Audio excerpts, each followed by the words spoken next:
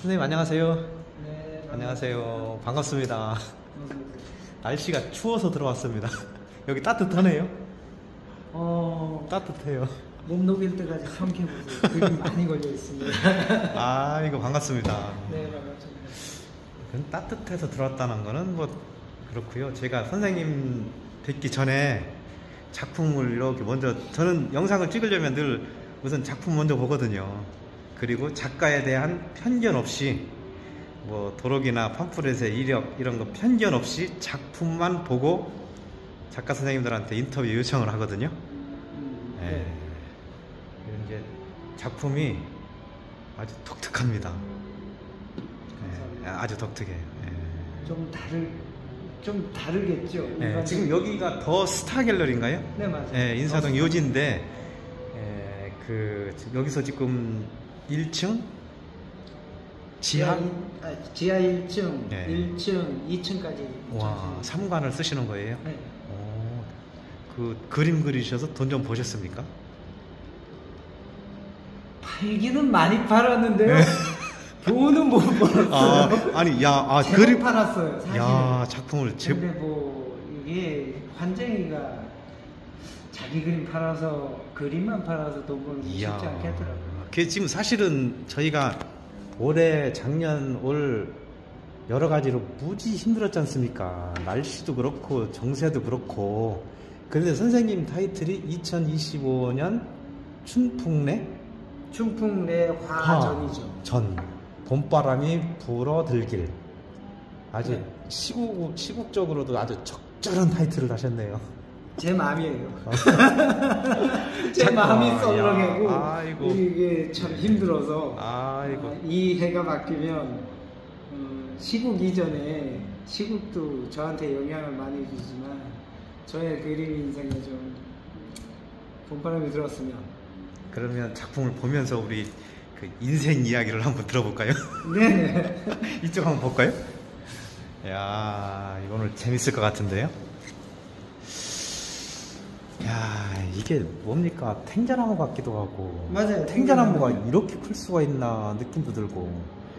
지금요? 네. 탱자나무가 지금 우리 주변에는 없기 때문에 남아있는 탱자나무들은 전부 다 고목들이에요.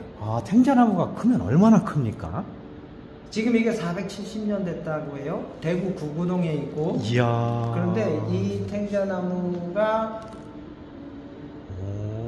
지금 보호수로 되어 있기는 해요. 470년 된 탱자나무를 그리신 거예요? 더 있는 것도 있어요.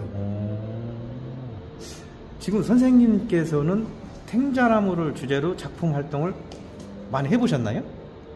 처음에 회화를 그리기 시작하면서 시작한 게 탱자나무였고요. 그 대상이. 의도가 뭡니까? 없어요. 없어요? 그냥?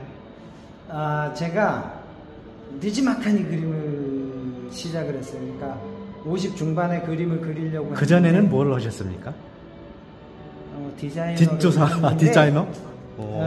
일반적인 생각하고는 저는 조금 항변을 하는 게 있는데, 이때쯤이면 취미생활하고 하고 싶은 거 하니까 좋겠다 이게 아니고, 저는 어려서 고등학교 때 이제 아예 그림을 접었어요. 접었던 이유가 어릴 땐 그림을 잘 그렸는데 좋아를 했죠. 잘 그리나 그렇죠. 어린이니까 하고 싶어 했다고 하는 게 정확하고요. 그렇네요. 그런데 부모님께서 우리 때 부모님들 다 그러셨잖아요. 그렇죠. 그림 그리면 굶어 죽는다고. 완전히 굶어 죽는다는 그 말씀에 어려서 어린 마음에 그걸 거역하기가 너무 힘들다고 생각한 것 같아요. 무서운 대상이 아버지니까, 부모니까. 그래서 제 생각에 어떻게 했냐면, 그러면 부모님의 뜻을 거스르지 않고 내가 자식한테도 영향을 끼치지 않을 때 그림을 그리면 되지 않겠냐, 이렇게 생각을 했어요. 그러고 나서 그러면 나는 내가 생각해 봤을 때 보통의 삶을 살 거니, 결혼도 하고 뭐 새끼도 낳고 할 거니 50 중반 정도면 그림을 그릴 수 있겠다 라고 생각을 했고, 그래서 부모님께 그림을 안 하겠습니다 라고 말씀드리고 고등학교 3학년 때요 그 작정을 다 한 다음에 제 나름으로 한 짓이 뭐냐면, 모든 시험지에, 고3 때 시험지에 모든 시험지에 이름 석자 반번 이름만 쓰고 모든 시험지 다 엎어놓고 나왔어요. 얘기가 좀 재밌어집니다. 예. 보통짓을 좀 했어요. 그러니까 그게 상징적으로 저한테 한 거죠. 나는 그림을 안 할 거다. 그러니 나는 고등학교 졸업하고 다른 나름의 길을 가겠다라고 생각을 했기 때문에 전공은 할 이유가 없었죠. 그래서 고등학교도 3학년 말 시험지를 이름 석자 다 엎어놓고 우리 때는 한 10분 지나면 그랬어요. 선생님이 나갈 사람 나가. 다 한 사람 나가도 돼 이러면 꼴통돌이 나가든가. 네, 그 말씀 딱 나올 때 이미 이름 석자 딱 해놓고 엎어놓은 다음에 그냥 나가는 거예요. 모든 시험지를 다 그렇게 했어요. 그랬더니 선생님 어느 한 번도 혼을 안 내시더라고요. 그 한 시험지만 그랬으면 선생님한테 혼났죠. 그래서 그 짓을 안 했죠. 전 시험지 다 그렇게 하고 나왔더니 그 퇴학감인데 어떤 분도 말씀 안 하셨어요. 혼나보질 않았어요. 그렇게 했던 게 아니 평소에 잘 모범생이었던가 뭐 저기 아니 공부 못했어요. 그런데 그렇게 한 이유가 나는 내가 계획한 50 중반 그러니까 그럼 그때는 어디 사셨습니까? 시골에서 어렸을 때 살다가 고등학교 때 그러니까 여기 대동상업고등학교 여기 서울에 옆에 있어요. 그때 이야기입니까? 그렇죠. 고등학교 때니까. 그러니까 중학교 때 그림을 좋아했는데 좋은 학교 다니고 저기 그러셨는데 초등학교 때 서울로 올라와서 이제 중학교 때까지 그림을 좋아를 하는 걸 보고 선생님께서 뭐 국전도 데리고 다니고 뭐 이렇게 해서 보여줬어요. 근데 이제 마치 이렇게 주변에서 그런 학업에 대한 고치를 할 수 있는 분들이 없으니까 그냥 선생님한테 맡겨줬고 그때 뭐 선생님 입장에서는 어디든 학생을 보내야 되는데 그렇죠. 저를 그냥 갈 수 있는 학교로 보낸 거예요. 공부를 잘했다기보다 그림을 그냥 좋아했을 뿐이었죠. 학생이었죠. 어린애. 근데 이제 그러다가 고등학교 때 그런 제 계획을 세운 다음에 그 계획의 일환으로 모든 시험지를 다 덮어놓고 졸업하고 부모님께 그랬죠. 저 대학교 안 갑니다. 사실 못 가는 거였죠. 실력이 안 되는데 근데 이제 못 갑니다. 그 대신 안 가겠습니다 한 다음에 디자인 학원을 보내주세요. 그러면 그러니까 부모님께서도 그 디자인이 뭔지 그때 디자인 학원이라고 없었을 것 같은데 초창기였는데요. 그때 신설동 동대문 위쪽에 디자인 학원이 가장 많이 모여 있었어요. 그 무슨 디자인 학원이었습니까? 원 디자인 룸이라고 해서 거기에서 다녔어요. 거기서 뭘 가르쳤습니까? 저는 그 시간이 굉장히 소중했었는데 그렇게 해서 부모님께 말씀드리고 왜 그렇게 또 막 부모님께 디자인하겠다고 말씀드렸냐면 그건 내가 50 중반 넘어서 그림을 그릴 때 다른 일을 하다가 가면 갈 수가 없을 것 같은 거예요. 그래서 창작이 회화든 디자인이든 창작을 하는 게 첫 번째잖아요. 그렇죠. 창작 행위를 끝까지 유지할 수 있는 게 디자인이다라고 여겼고 디자인을 하면은 그럼 그게 몇 개월 코스였습니까? 1년을 예상하고서 디자인 학원을 갔고요. 그 다음에 이제 조금 더 했죠. 그래서 1년 반을 다녔어요. 그러니까 이태를 거의 뭐 디자인 학원을 다녔고 대학 다닌 수준으로 다니시고 수업 시간을 보면 사실 더 하죠. 그러니까요. 집중적으로 하니까. 그리고 제가 아까 말씀드린 것처럼 그때의 시간이 저한테는 중요한 게 그야말로 그 세필붓으로 오선지를 빼곡히 채워가면서 일주일을 그리고 그냥 사비 가지고서 톤 조절해가면서 일주일을 그리고 도형의 원리를 배우고 그리고 그때 뭐 로트링펜이 있었어요. 뭐가 있었어요? 오구 아시잖아요. 아니, 잘합니다 지금. 그 오구로 디자인을 하면서 그리고 그 포스터 컬러로 렌더링을 하면서 제가 80년대 초반부터 충무로에서 그 짓을 했어요. 제가 82년도에 졸업하고서 바로 신설동에 학원 디자인 학원 쭉 모여 있는 곳에서 했으니까 그때 거기 가서 배운 것이 저한테는 가장 중요했었어요. 그리고 첫 직장은 어디를 잡았습니까? 그렇게 해서? 현수막 공장을 갔어요. 그러니까 학원에서 그때 주된 학원생을 모집하는 방법이 취업을 그렇죠. 시켜주는 게 보장이다시피 했잖아요. 네, 그렇죠. 그러니까 못 모르고 어쨌든 저는 디자인을 해야 되고 갔으니 거기서 해주는 대로 갈 수밖에 없었죠. 그리고 1년 반 지난 다음에 여기를 가라 하니까 거기가 뭔지도 모르고 가는 거예요. 그리고 거기 가면 디자인이라고 할 수 있고 도안이라고 할 수 있으니까 현수막 공장에 가서 하는 거는 도안이었죠. 그렇죠. 현수막 원안이 오면 디자이너가 원안을 보내주면 그 원안을 1:1 사이즈로 크기 확대를 해서 다시 재생산을 하는 거니까 그런 시간을 꾸준히 보낸 거죠. 그러다가 이제 결혼하고 자식 키우고 뭐 한 다음에 이 나이쯤 50 중반 돼서 그림을 해야 되는데 너무 막막하잖아요. 디자인 행위는 한 35여 년 했었고. 그러면 디자인 회사나 이런 걸 차리셨습니까? 그 뒤로? 중반에 차렸죠. 그러니까 2000년부터 제 사업을 했었고. 그럼 그때는 주로 어떤 일을 하셨나요? 사이니지 디자인을 했어요. 아, 그건 뭡니까? 그러니까 광고물 디자인이라는 거죠. 편집 사인물.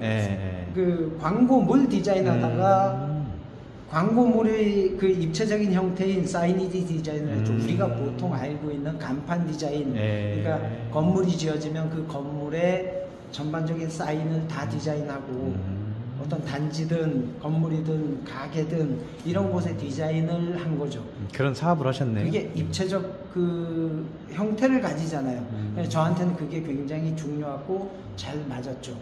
그게 2000년부터 해왔었고. 그럼 그 일을 언제 그만두셨나요? 그 일은 계속 해왔죠. 아, 지금도 하고 계시나요?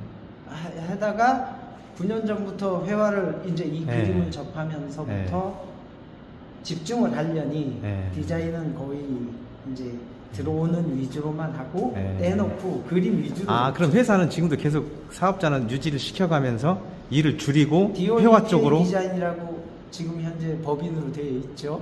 상호가 어떻게 되신다고요? 디올 EPA 디자인이라고. 근데 이제 제가 그림을 9년 전에 시작을 했는데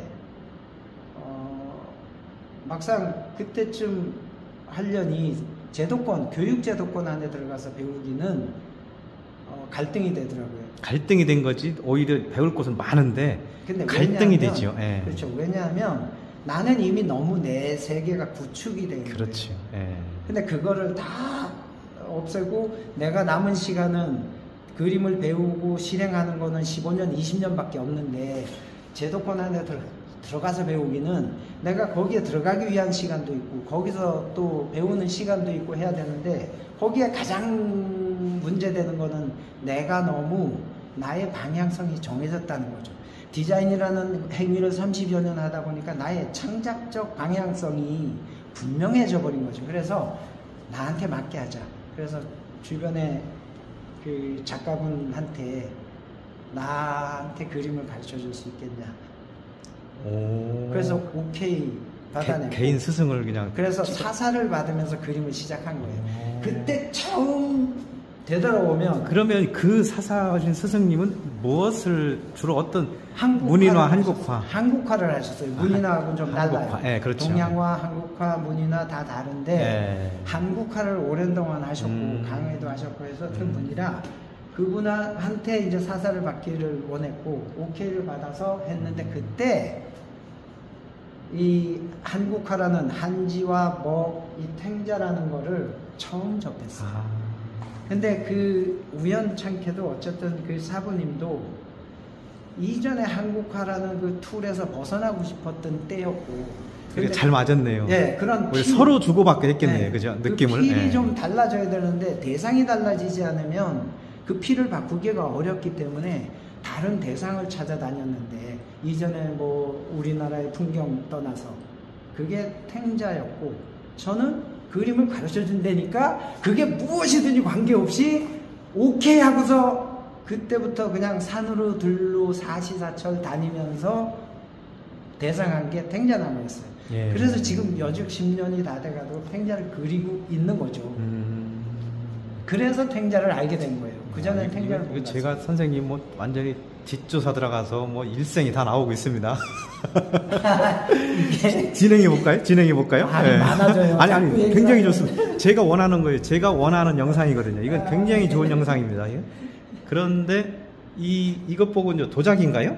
네. 아직 굽기 전이죠? 다랑아리죠. 우리가 다랑아리? 익히 알고 네. 있는 네. 이 다랑아리는 제가 구운 건 아니고요. 네, 네. 다랑아리를 도자하시는 작가분께서 네, 제 만들어 놓으신. 그림을 보고 여기에 그려보면 어떻겠냐고 이 그렇지. 다랑아리를 주신 거예요. 그런데 보통은 다랑아리를 이런 식으로 보지는 않죠. 예.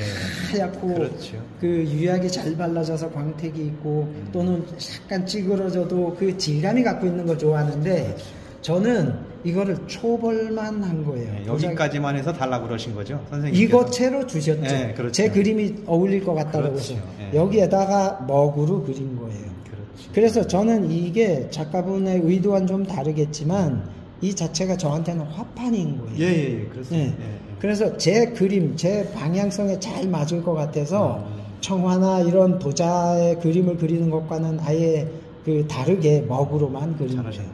아주 좋아요. 자연스럽고. 독특하게 보세요, 네, 다들. 아주 좋아요. 아주 좋아요. 그렇게 하고 여기는 또 여기도 탱자입니까? 지금 보고 있는 이 대상들은 다 탱자나무예요. 아. 저는 처음부터 탱자나무 그렸고 그리다 보니까 탱자가 좋아서 계속 그리고 있는데 그래서 여전히 저는 탱자를 그려요. 지금 여기 이거 대단합니다. 이건 아주 재미있는 얘기가 네, 있습니다. 잠깐만요, 선생님. 일단은 여기를 설명을 잠깐만 좀 해주셔야 될 것 같아요. 지금 여기 까만 배경으로 그려진 그림들이 네. 담다라는 주제인 그림이에요. 네. 여기에 담다의 부제가 관조의 시선이에요. 네.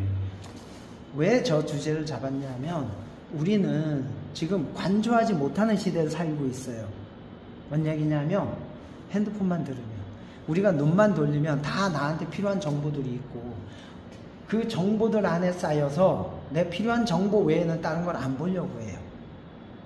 정보 제공자들은 나한테 너무 최적화시키고 강화시켜주기 때문에 오히려 반대로 생각하면 내가 따로 새롭게 접할 기회를 박탈하는 거라고 여겨요.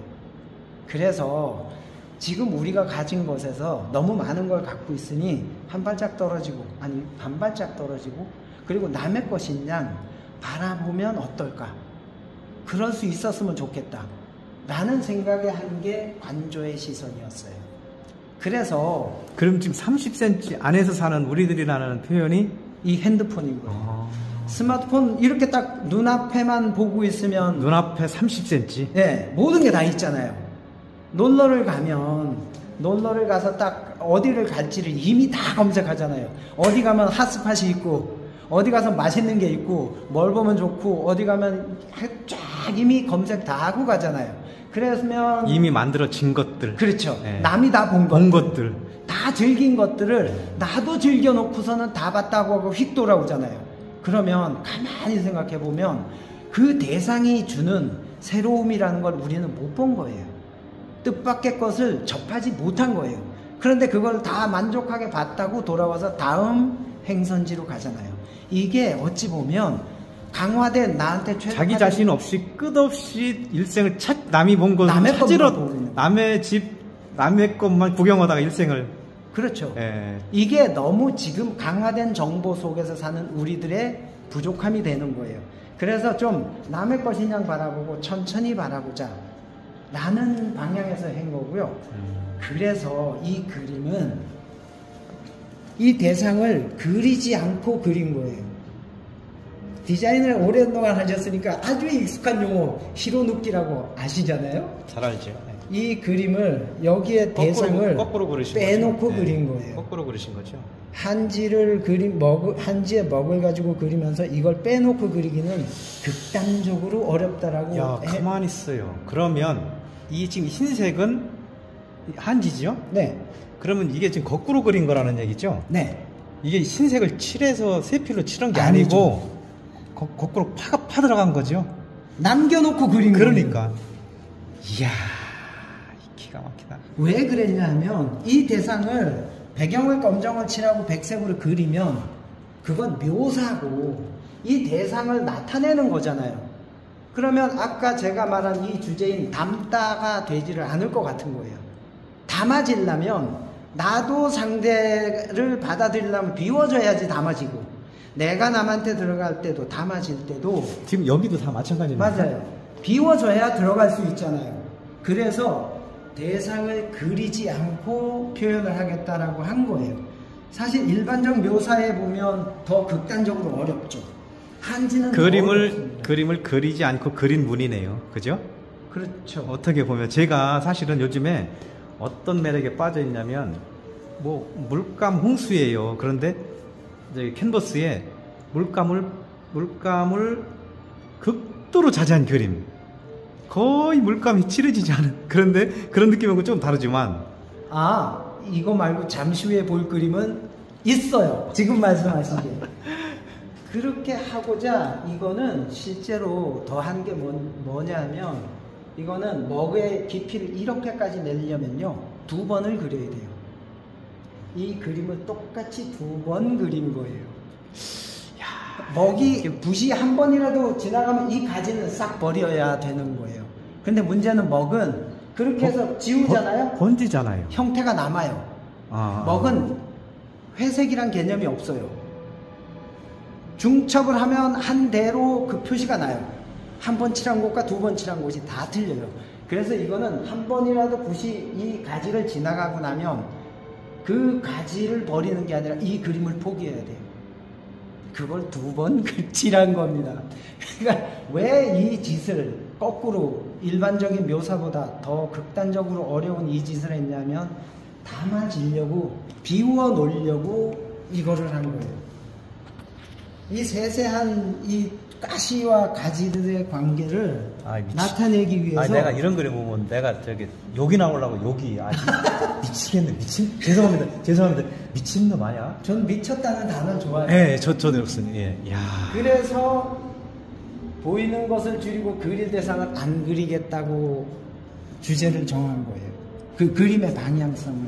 저 양평에 가면 또 욕이 나오는 분이 한 분 있거든요. 굉장히 유명한 분인데 거기도 제가 들어가서 이게 작품을 보면 씨씨를 감탄사 그 이상이 어떻게 다른 말로 표현할 수가 없는 거예요. 야, 지금 이게 불가능한데 세필로 했다는 겁니까? 아니요. 어떤 도구? 한국화는 세필이란 개념이 있기는 있어도 사실 모든 붓이 끝이 뾰족하잖아요.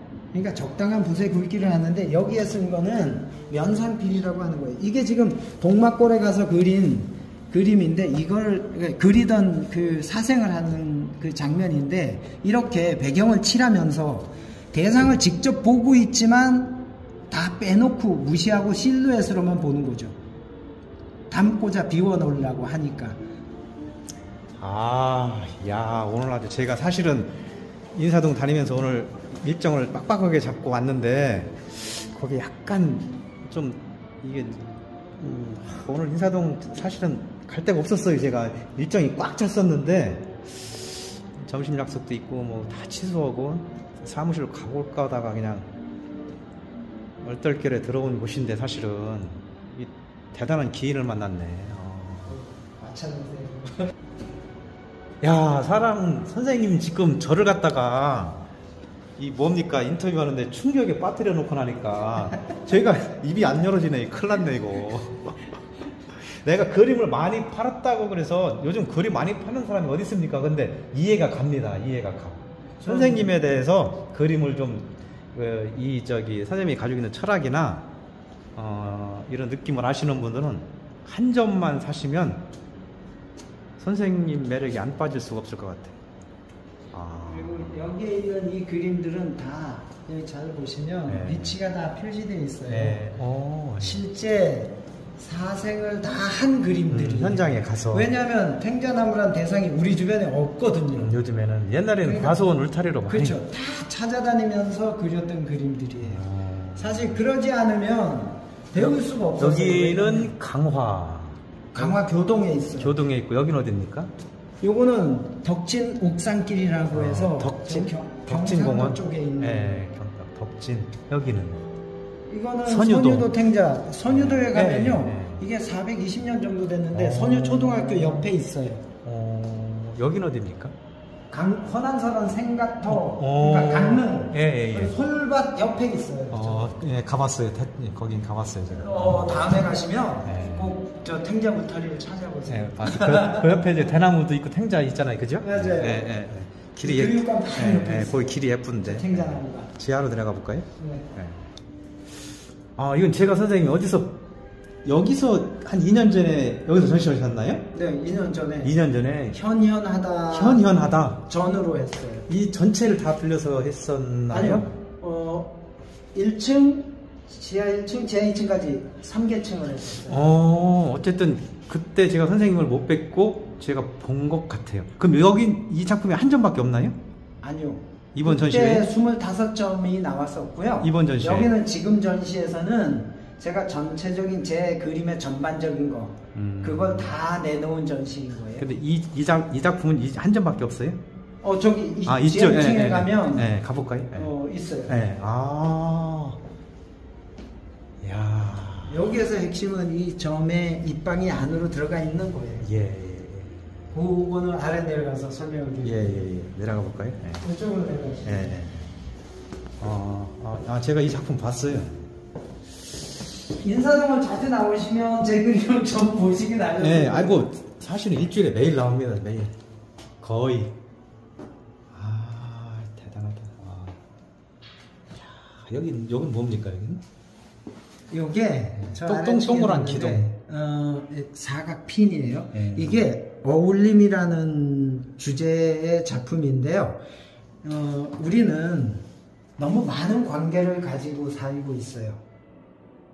그래서 어울려서 하기가 참 너무 힘든 거예요. 그 관계들을. 그 관계들에는 싫은 관계도 있고 좋은 관계도 있지만 못 찾는 관계도 있고 그는 좋다라고 하는데 나는 싫은 관계도 있고 이런 관계들이 꼭 피할 건 아니지만 너무 많이 있다라고 여겼어요. 그래서 다 빼보자. 빼되 내가 좋은 것만 갖고 있다는 취지가 아니라 싫은 것도 줄이고 좋은 것도 줄이고 하고 싶은 것도 줄이고 해서 이 관계들을 최적화시키는 방법으로 줄여보자. 그래서 한 작품이 이거고요. 근데 관계라는 거는 사실 나로부터 시작하잖아요. 근데 나라는 존재 증명은 공간이 있어야만 가능해요. 그 공간은 가상의 공간도 있겠지만 실체적 공간도 있는 거죠. 그래서 이 공간을 파 넣어 만들어주고 여기에 있는 핀이 나인 거예요. 내가 있는 공간, 내가 증명이 될 공간, 그리고 여기에 있는 이 선들이 내가 싫든 좋든 따로 만들어지는 관계들인 거죠. 이 관계들이 시각적으로 봤을 때 이쁘고 좋으면 이 핀이 앞으로 나와 있고요. 이 핀이 나니까 이 그림의 시각적인 그 감정들이 불편하고 힘들면 이 핀이 안으로 들어가 있어요. 그리고 어떤 핀은 고개를 돌리고 있어요. 그러니까 아주 디테일하지만 요소가 적은 만큼 그 요소에다가 의미를 많이 뒀는데 이 핀이 나기 때문에 내가 이 관계들에서의 만족감에 표현이 되는 거죠. 그렇게 했던 게 이 관계 어울림이라는 작품이에요. 현하다? 예, 지금 이제 여기 안에 보여질 작품이 현하다 있는데 현현하다라는 거는 아시다시피 오묘하고 깊다라는 뜻이에요. 그러니까 이제 만든 말이 아니라 실제 있는 명사예요. 오묘하고 깊어지려면 시각적으로 어떻게 표현을 할까를 고민해 봤어요. 그랬을 때 요소가 많고 색깔이 많으면 아름답고 이쁠 수는 있어도 오묘할 수는 없겠다고 생각했어요. 그래서 모든 것을 다 빼보자. 다 뺐을 때 무엇이 남느냐를 고민을 했고요. 그랬을 때 점선면인 거예요. 근데 이거는 특별할 것도 없죠. 사실 모두가 다 쓸 수 있고 그림에서는 필수고 그리고 우리는 점선면 안에 다 살고 있어요. 그랬을 때 점선면을 최소화시키고 이걸 가지고 그림을 회화적으로 성공시킬 수 있는 방법이 나만의 것이 뭐가 있을까를 고민했을 때 제가 선택한 거는 공간을 추가시키자는 거였어요. 우리는 공간이 없으면 살 수 없으니까. 시각적으로는 점선면이지만 나가 있으려면 공간이 있어야 된다. 그래서 제 그림 이 현현하다에는 요소가 점, 선, 면, 공간, 그리고 빛과 그림자예요. 제 그림에는 빛과 그림자도 내 거라고 훔쳐다가 놨어요. 제가 보기에는 하나 더 들어있는 것 같은데. 제가 보기에는 하나 더 들어있어요. 어떤 게요? 지금 제가 말문이 막혀서 입이 잘 안 터지는데 선생님을 보고 선생님의 철학이 하나 더 들어가 있네요. 개똥 철학이요? 아이고, 개똥이 왜 들어갑니까? 네, 네, 그래서 가볼까요? 그래서 작품이 여기에 제가 좋아하는 작품이에요. 가장 좋아하는 건 아까 위에서 봤던 그 점 하나이고 지금 이 작품인데 이 작품이 점하고 선하고 공간으로 이루어진 작품이에요. 점 하나를 가지고서 그림을 표현하자고 했을 때 그러면 나는 어떻게 점을 표현할 것인가? 그거를 공간화하겠다라고 했잖아요. 그래서 이 입방에 공간을 둔 거예요. 그러면 이 작품이 여러 가지가 있을 때 거기에 있는 점들이 똑같은 점이 아닐 거라는 거죠. 왜냐하면 설치 위치, 조명 위치, 보는 감상자의 위치에 따라서 저 점이 각기 다른 음영을 만들고 그림자를 만들고 깊이와 감정을 만들어낼 거라는 거죠. 그래서 이 점은 다른 데 있는 점하고 다른 점이 될 수 있는 거예요. 제가 선생님 작품을 봤어요, 분명히. 근데 그때는 이 작품이었었는데 제가 처음에 선생님을 그 탱자 그림을 보지 않고 이 작품을 봤을 거란 말이에요. 그죠? 그때도 네, 있었나요? 그랬겠죠. 이 작품만 있었던 거죠? 네. 스펙트럼이 그런 거예요. 지금 말씀하신 것처럼 점 하나 찍어놓고 선 하나 그었을 때 우리가 대부분 그러잖아요. 추상화 작품을 보면서 나도 하지. 근데 그거에 차별점을 갖기 위해서 극단순화시킨 다음에 차별점을 갖기 위해서 여기에 입체와 공간과 음영을 주기로 했던 거고 그래서 저기에 있는 입방을 낸 거고요. 그리고 이 그림이 제 그림 지금 9년 스펙트럼 중에 중간에 있어요. 이게 처음 한 게 아니고. 왜 그러냐면 이걸 처음에 했다면 못 모르는 사람이 그렇죠. 지 하고 싶은 것만 하고 그렇죠. 지랄을 하네 이럴 것 같았거든요. 그런데 순수 구상미술을 하면서 제가 보여진 것들 후에 보여졌기 때문에 그나마 이게 제가 말을 할 때 어필이 될 수 있었으리라고 생각이 들어요. 네, 그렇습니다. 근데 이 그림에 대해서는 제가 조금 더 설명하고 싶은 것들이 있어요. 이건 시간을 좀 할애해 주셔야 되는데 여기엔 점과 선만 있잖아요. 이거를 하기 위해서 제가 먼저 선 프로젝트를 한 게 있어요. 그 자료는 따로 있는데 이 그림을 점과 선만 가지고 할 때 저는 현현하다라는 뜻을 저한테도 적용하고 싶었어요. 뭐냐면 나도 내 그림에 오묘하고 기품이 있었으면 좋겠다. 내가 작가적으로 그게 그림에 나왔으면 좋겠다가 맞았어요. 그 방향성이었어요. 그래서 점과 선으로 레드닷 프로젝트라고 해서 100컷을 점과 선만 가지고 100컷을 드로잉을 해보자. 에스키스를 해보자. 그래갖고 한 3개월간을 점선만 가지고 마카를 가지고서 그려냈어요. 이게 끝나지 않으면 이 작품을 안 가리라. 그렇게 한 이유가 선형적으로 그때그때 해갖고 이 작품을 내가 현현하다 깊이감은 못 줄 것 같은 거예요. 그리고 내가 어필할 수 있는 것도 적을 것 같고 그래서 내가 그 전체를 다 프로젝트를 수행하면서 얻은 걸로 그 후에 하겠다라고 했고 그런 다음에 거기에서 레드닷 프로젝트를 마치고 그 중에 25작품을 가지고 첫해 이 현현하다 전시를 한 거예요. 그랬을 때 점, 선명 가지고 하는데 그러면 이걸 어떻게 어필시킬 수 있을까라고 한 방향성은 뭐냐면 하나하나에는 다 의미가 부여되고 그 의미를 내가 설명할 수 있어야 되고 그 의미에 부합할 만큼 무결해야 된다였어요. 이게 공간이라고 우기려면 공간이라고 설명할 수 있을 만큼이 돼야 되잖아요. 그래서 이거를 에스킷을 다 하고 설계를 다 했어요. 컴퓨터에서. 그러고서 판넬을 만들었죠. 그런 다음에 점을 어디다 팔지. 이 먹은 내가 원한 먹색을 만들기 위해서 만든 거예요. 그러니까 다른 먹들 다 쓰지만 저도 다를 때는 그냥 써요. 이거에서는 오묘하고 깊다라는 것에 대해서 맞아야 되니까 어떤 색을 만들지, 먹에도 색깔이 다 있으니까. 그리고 이 먹에 대한 칠이 몇 회가 됐을 때 나의 오묘함이 나올까를 고민한 다음에 먹색을 약 2개월간을 거쳐서 테스트를 하고요. 그 다음에 몇 번을 바를지 테스트를 하고, 그러고서 11리터 먹을 갈고 썩고 만든 다음에 한 번에 작업을 한 거예요. 이게 2번을 칠한 건데, 그리고 여기에 선을 잘 보시면 입체로 나와 있잖아요. 예. 이게 뭘로 보이세요? 재료가? 제가 보기엔 뭐 단단한 종이나 뭐 이렇게 합지 같지 않을까요? 수채화지 아시니까 수채화지 같은 경우에는 너무 좋잖아요. 아주 균질하고. 그런 겁니까? 근데 거기에다가 이 분체를 발라봤어요. 근데 걔가 완전히 빛이 나요. 이 배경이 깊으니까 더 도드라지는 거예요. 그래서 이 선 하나를 위해서 안 되겠다 싶어서 한지를 20장을 겹쳐서 싸서 만들었어요. 이야, 그 재단지를 잘랐습니까? 그렇죠. 이 한지를 20장을 풀받아 쌓고 한 다음에 이게 안 마르잖아요. 아시다시피.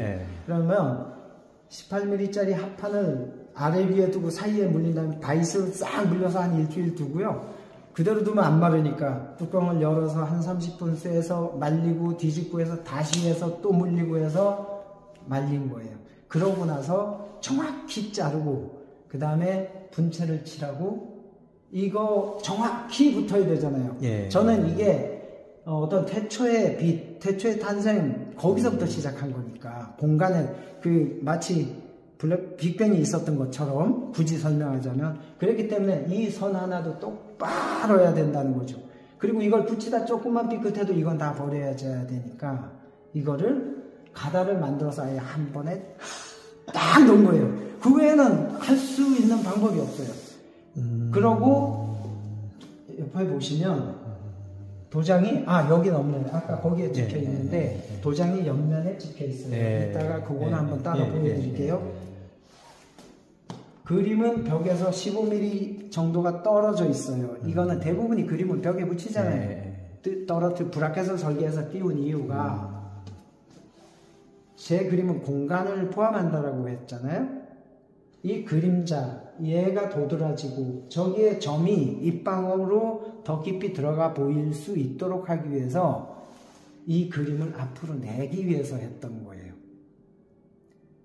대단합니다. 그리고 저는 공간을 많이 좋아한다고 했잖아요. 사이니지 디자인을 했으니까 여기가 분할되어 있잖아요. 한 합짜리 1:2의 그림을 보는 것과 이렇게 분할되는 거는 다를 수밖에 없는 게 제가 느낀 사람의 본성은 뭐냐면 공간에 따라서 규정이 된다는 거예요. 그리고 자기 성향에 따라 공간을 구성하기도 하죠. 예를 들면은 여기에 18평짜리 공간이 있어요. 원룸으로 꾸며서 사는 사람과 방을 2개 나눠서 쓰는 사람은 생활 방식, 관념 이게 아예 다 틀려요. 2개짜리 방 사는 사람은 친구들 오라 해서 논 다음에 넌 게스트룸에서 자.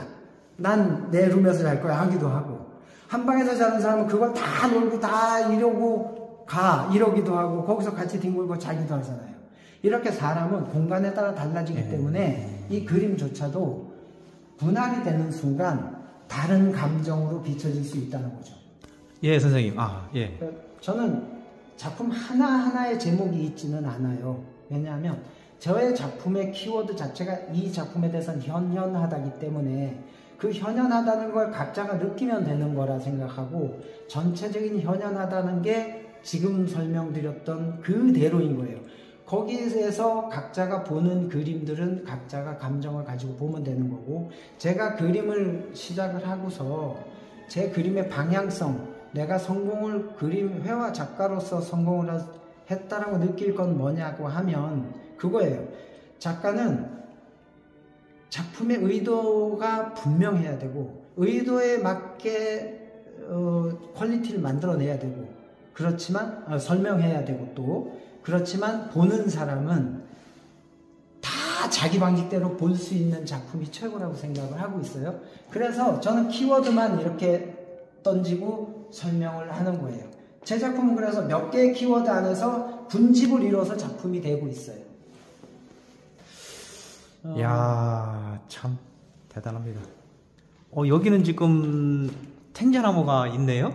네. 실제 탱자나무예요. 예. 이거는 비기닝이라는 시작하고 있다는 그 지점에서 그 작품의 주제를 잡은 건데, 작가로서 보면 실체를 내가 다시 회화와 그 창작을 하는 거잖아요. 내 개념을 써서. 그러니까 나라는 창작자의 입장이 여기 들어가 있다고 보면 돼요. 그러니까 저는 계속 탱자를 그려온 작가로서 탱자의 조형성이 좋고 그 형태적인 관계가 좋아서 탱자를 계속 그리고 있는데, 그러다 보니까 본질인 탱자, 그리고 탱자의 기본인 생명의 기본인 것을 실체를 놓고 그 실체에서 비롯된 거는 여기 실체는 있겠지만 여기서부터는 내가 바라보는 탱자, 내가 그림으로 보여주고 싶은 탱자가 그려진 거죠. 그런 차원에서 시작이라고 이름을 지은 거예요. 어쨌든 대단합니다. 지금 제가 뭐 한지를 수십 겹 합지를 해서 이거를 틀을 만들어서 정확하게 이 그렇죠. 자리에 안착을 시켜. 지금 웬만한 사람 같으면 그냥 일반 시중에서 그 두꺼운 한지 자르다가 인쇄 쏘가서 저기 충무로나 이런 데 가서 재단기로 많이 잘라놓고, 그죠? 거기다가 굳이 뭐 저거 하면은 이제 저기 뭡니까? 염색 좀 해서. 그렇죠. 근데 제 그림, 제가 이제 전시를 해보면 몇 가지 대표적인 질문이 있어요. 많이 받는 질문. 저 1층 탱자 같은 경우에는 판화예요? 이렇게 묻는 분도 있고, 그 다음에 이거 종이 사서 했냐고 물어요. 한지를 20년 이상 쓰신 분들도 이렇게 표시 안 나고 깊게 이게 칠을 하기가 어렵다라고 여겨요. 근데 그거는 특별히 제가 잘해서라기보단 방향성의 문제라고 생각을 해요. 저는 이 기품이 한지에 먹을 받는 기품이라는 게 좋아서 쓰는 거고, 그러다 보니까 이렇게 할 수 있는 거긴 한데 대부분이 이거 종이 사서 썼는지 알 정도로 그렇게 해요. 그런데 이제 그렇게 하고자 한 게 말씀드린 대로 표시와 그 대상을 단순화시켰기 때문에 거기에 무결함이 있어야 된다는 게 제 방향성이어서 그래요.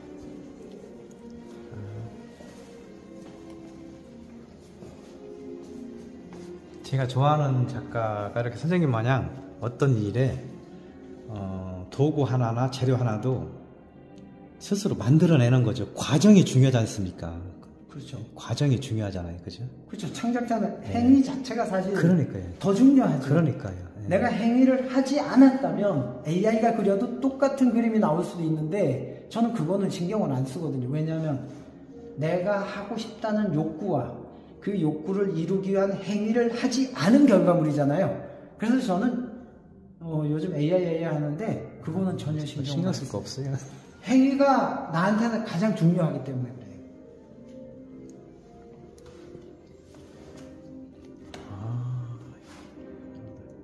여기 보시면 이 피는 안으로 들어가서 벽에 붙어 있잖아요. 이쪽에서 보시면 보여요. 그게 아까 설명드린 것처럼 이 관계가 자기는 너무 싫은 거예요. 힘든 거예요. 그래서 한쪽 구석에 딱 처박혀 있는 거죠. 있네요. 히키코모리. 여기 비어 있는 건 가끔 물으세요. 관람객들이. 누군가 올 수 있는 공간이기도 하죠. 기다릴 수도 있겠지만 간 사람도 가서 비어 있는 공간일 수도 있겠죠. 그렇죠. 옆에 표시는 뭡니까? 요거를 주의 깊게 한번 봐주셔도 돼요. 이거는 굉장히 많은 질문을 받는 거예요. 이게 제 호가 디올이에요. 그러면 여러분들이 물으세요. 이게 한국화를 하면서 호를 쓰니까 이게 한자에도 없는 이상한 글을 쓰는 거잖아요.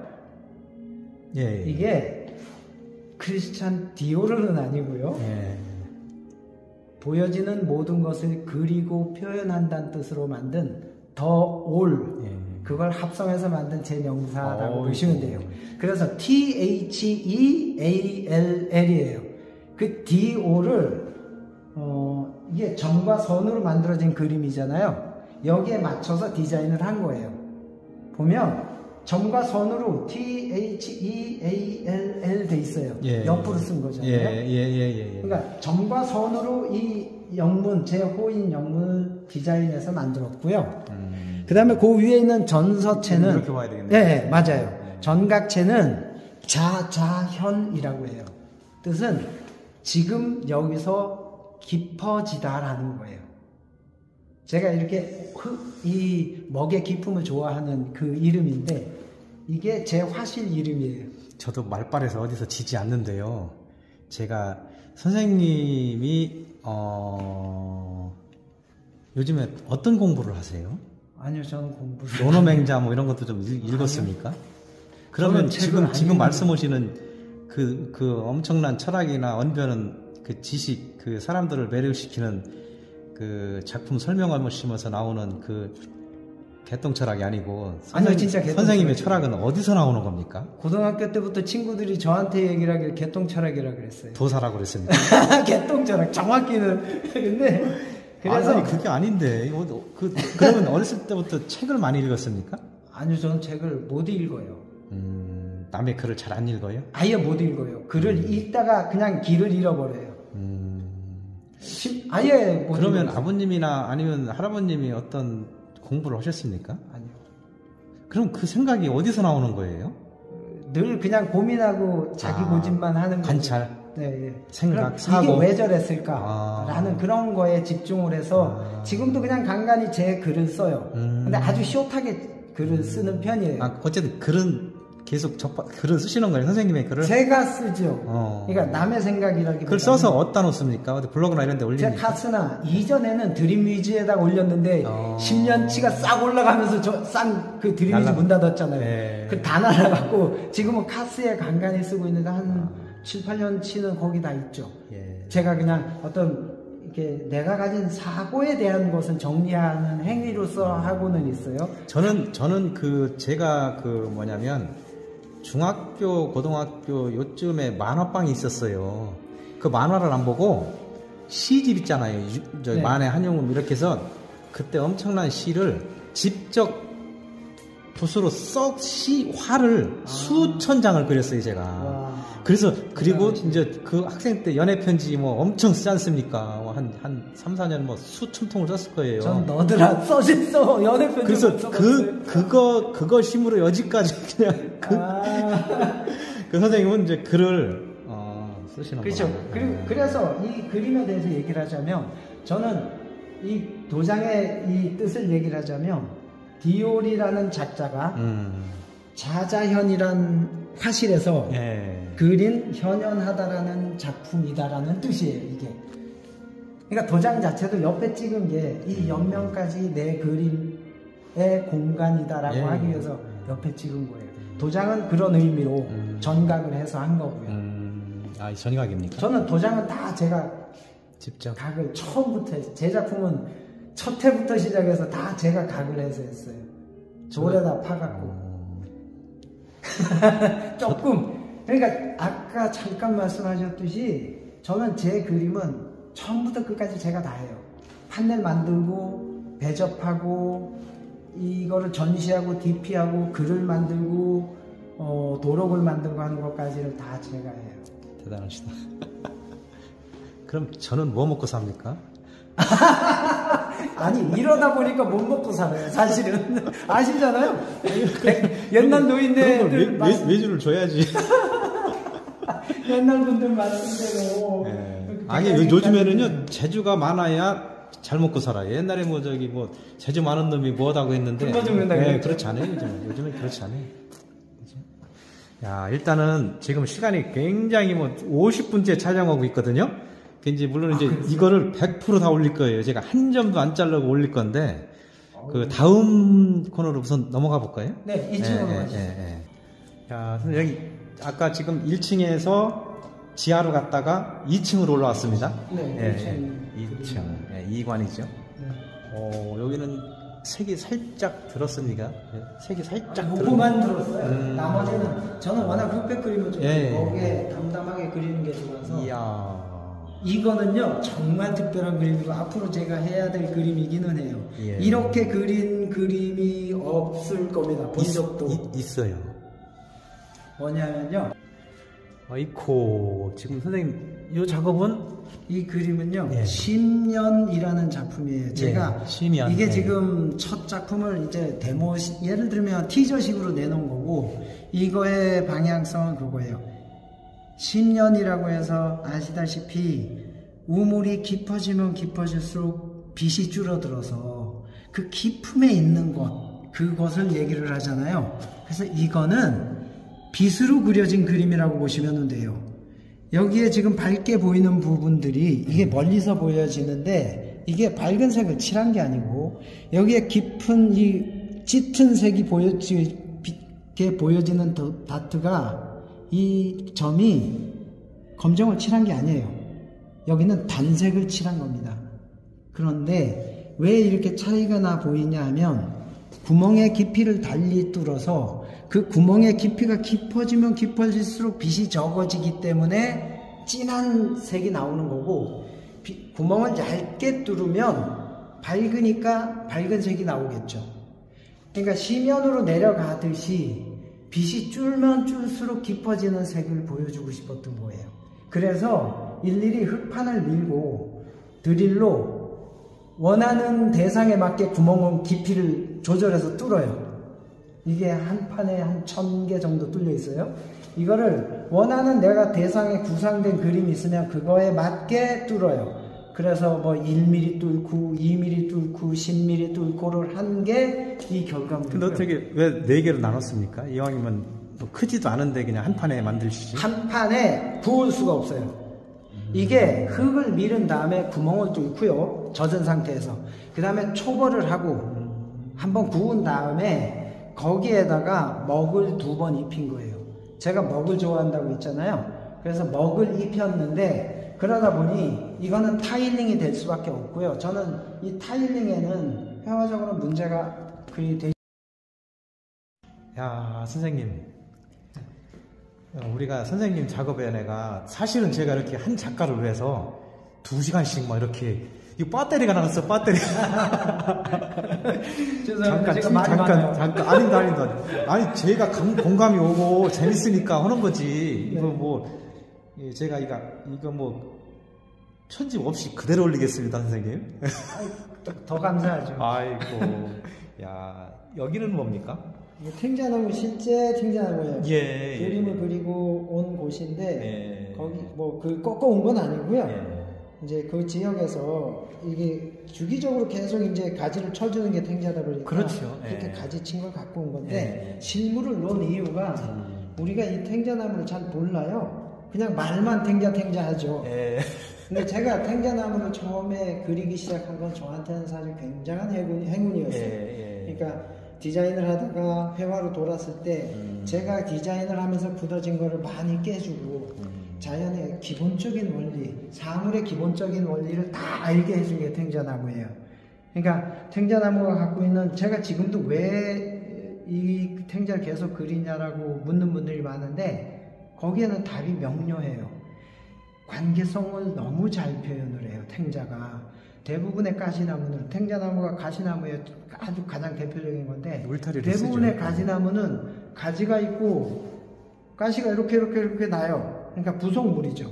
근데 이 탱자나무는 다른 나무하고 아예 다른 장점이 그 차이점이 뭐냐면, 가지가 가다가 가시를 만나면요, 가지가 방향을 틀어줘요. 그리고 다시 가시가 나오면 다시 반대로 방향을 틀어줘요. 그러니까 힘의 안배가, 서로 관계성이 굉장히 중요해요. 그런 게 이 탱자나무는 조형성을 굉장히 잘 만들어내요. 그래서 탱자나무를 겉에서 보면 그냥 잡목에 지나지 않고 그냥 필요 없으면 없애는 나무지만, 제가 시각적으로 보다 보니, 회화를 하다 보니, 안으로 들어가서 주변을 다 걷어내고 나면 가지나 가시와 이 관계들이 만들어내는 조형성이 좋아요. 그래서 제가 디자인을 하다 보니까 오히려 그런 점에서는 더 저한테는 맞았던 거죠. 그래서 계속 그리고 있는 그런 대상이죠. 앞으로도 여전히 탱자를 그릴 것 같아요. 예. 그러다 보니까 사실 이게 저희 집 마당에 있는 탱자나무예요. 집에도 이제 탱자나무를 키우시고. 예. 요게 지금 실제 탱자나무 사이즈예요. 예. 아, 탱자 사이즈네, 이거. 예. 땅에다 딱 묻어 놓으면 이렇게 한 모대기가 나와요. 새순 딱 나왔을 때 정말 이뻐요. 보다 보면 이뻐진다는 에펠탑 효과가. 그 앵두나무 저기 뭐죠? 저기 그 은행나무도 있잖아요. 은행나무 밑에 보면 그 은행나무가 떨어져서 아직 잔디 마냥 수북하게 올라와요. 아, 그렇게 해서 이제. 그래서 제가 초반에 이제 디자인을 하다가 그림을 하면서 그냥 그야말로 구상화로서 내가 추상을 하기 이전에 그냥 추상만 했다면 무시당할 수 있는 그런 거를 깨준 그림들인 거예요. 저는 지금도 여전히 제가 어떤 사고의 전환을 하고 회화적 전환을 하게 한 게 이 실제 사물을 9년간 정말 한 6년간은 1년에 50일 이상을 평균 탱자나무가 우리 주변에 없으니까 다 찾아다니면서 그렸던 그 시간들이 봄, 여름, 가을, 겨울 가을제 자연에서 그 대상을 바라보면서 익혔던 게 저를 굉장히 변화시킨 거예요. 여기는 어디 탱자나무입니까? 이게 홍성에 가면 울타리가 지금 우리나라에서 가장 넓을 거예요. 길 거예요. 아마 한 300-400m가 넘어요. 오, 그래요? 그래서 거기가 과수원입니까? 그렇죠. 과수원의 탱자나무는 어떻게 소모되느냐에 따라서 모습도 틀려요. 가꾸시는 게 틀리니까. 그러니까 여기는 과수원이라 사람 키 이상으로 2배 이상의 크게 쫙. 우리 어릴 땐 뭐 일단은 과수원이 탱자나무 울타리 그 뭐 노래도 있잖아요, 그죠? 네. 지불타리를 하면 낮게 해서 아주 꽉 차게 다 잘라버리죠. 그럼 거기에는 꽃도 잘 안 피고 열매도 잘 안 열려요. 집에서 울타리로 쓰기 좀 그래요. 이게 이제. 그러니까 요즘에 많이 없어지죠. 그렇죠. 이건 뭡니까? 이제 제가 디자인을 하다 보니 저는 선을 가지고서 공간화를 하는 걸 굉장히 즐겨해요. 그래서 선을 가지고서 어떤 형을 만들어내길 좋아하는데 그 형이 추상적인 형인 거죠. 그냥 내가 어떤 감각적으로 그냥 직관적으로 그때그때 하는 그런 형인 거예요. 그것과 아까 말씀드린 대로 탱자나무의 조형성이 좋으니까 이게 실제 이래요. 이거 제가 꾸민 게 아니라 이게 천안향교에 있는 560년짜리 탱자나무인데 이렇게 형태가 있어요. 실제 그것과 제가 추상적으로 형을 만드는 그런 것들을 연결시킨 거죠. 연결시킨 네, 거죠. 그렇죠. 좋습니다. 이 작품은 제가 좋아하기도 하고요. 제가 즐겨 해보고 싶기도 한 거예요. 지금 이게 지금 아크릴 틀 안에 들어 있는 거죠? 네네. 한 1m 아크릴이 1m 가까이 되죠. 네. 1m 사방에 깊이도 상당히 있어요. 한 35cm? 네. 40cm. 이제 조소적 특징을 함께 표현한 거니까 회화에다가 보면 이게 세계 실루엣이라는 작품이에요. 예. 뭐냐면 여기에서 보면 제가 탱자나무 좋아하는 것도 아까 형을 좋아한다고 했잖아요. 그 형을 잘 보면 실루엣화를 할 수 있어요. 이게 보면 실제 탱자나무인데 실제 탱자나무와 그려진 탱자나무와 그림자의 탱자나무가 그렇지. 있는 거예요. 네. 그래서 세계 실루엣인데 이걸 그러면 작가는 어떤 의미로 해야 될까라고 한 게 사람인 거예요. 뭐냐면 이 실제 탱자나무는 본체인 내가 알고 있는 나라는 거죠. 그리고 그려진 저기 탱자나무는 저 지금 뒤에 있는 그려진 탱자나무는 남이 보는 남은 나를 보고서 저 사람은 이래 라고 할 거잖아요. 그 탱자나무고 아래에 있는 그림자는 나도 모르고 남도 모르는 나라는 거죠. 우리가 착각하고 사는 게 있어요.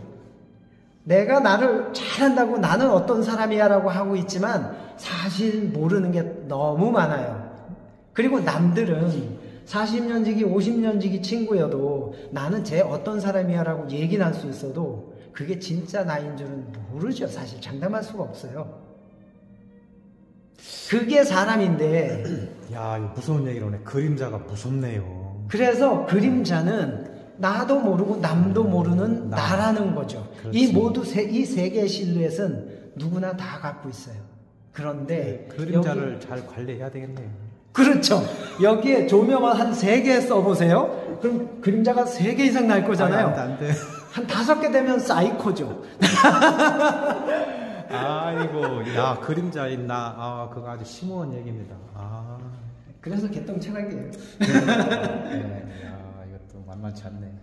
이 선은 뭡니까, 이게? 아.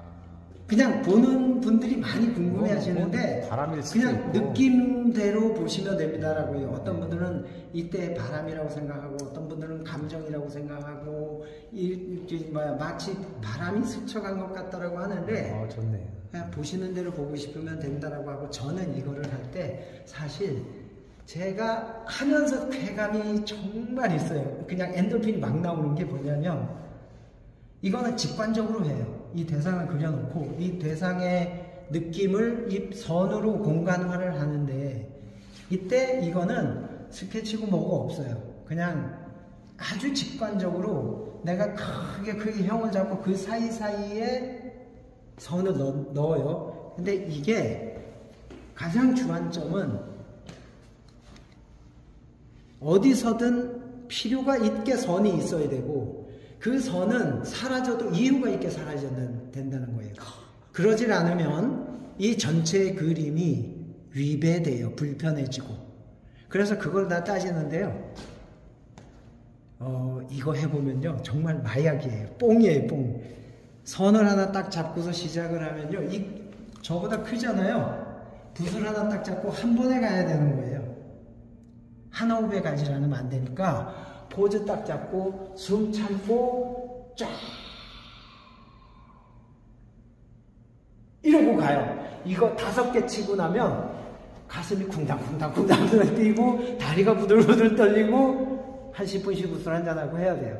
그만큼 쾌감이 있어요. 이 선을 치고 나면. 그래서 제가 이 선을 치기를 좋아해요. 붓은 뭘 씁니까? 그냥 아까 말씀드린 대로 그 면상필이라고 해서 그냥 한국화 붓 그 끝을 살려서 하는 거예요. 이야, 힘 조절이 대단히 될 텐데요. 그렇죠. 그리고 보면 선이 아까 말씀드린 대로 가다가 없어지는 게 없어요. 없어질 때는 분명히 이유 있게 없어져야 되는 거예요. 그러질 않으면 여기서 가다가 합친다든가. 그렇죠.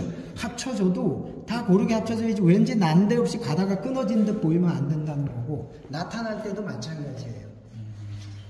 어쨌든 이 작업도 선생님이 어떻게 보면은 그림 작업을 시작할 때부터 늘상 해오던 일이기 때문에, 그죠? 그렇죠. 몸에 배어 있는 선이죠. 네. 예. 그리고 실제 제 감정을 선으로 표현했다라고 보시면은 맞죠. 좋네요. 이 작업 좋습니다. 이제 잠깐 좀 멀리서 볼까요?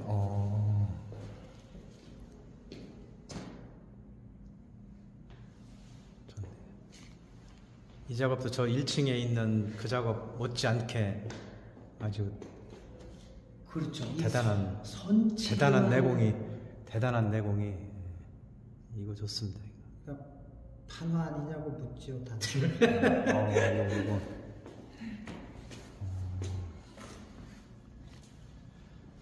이게 이제 제주도 가서 그린 거예요. 지금 뭐 전국에 있는 탱견함을 다 찾아다니다 보니까 뭐 지도를 아예 갖고 있을 정도예요. 제가 뭡니까? 까마귀 옷자에 대나무가 오죽 있잖아요. 오죽. 네. 그거 신은 여자분이 있는데 스승님이 남자분이에요. 돌아가셨는데 전국에 오죽이 아무데나 집성이 돼 있는 게 아니라 그냥 할머니가 뒷뜰에 심어 놓은 거 뭐 이런 거 뭐 이렇게 해서 오죽을 찾아다니는 작가분도 있어요. 대단하네.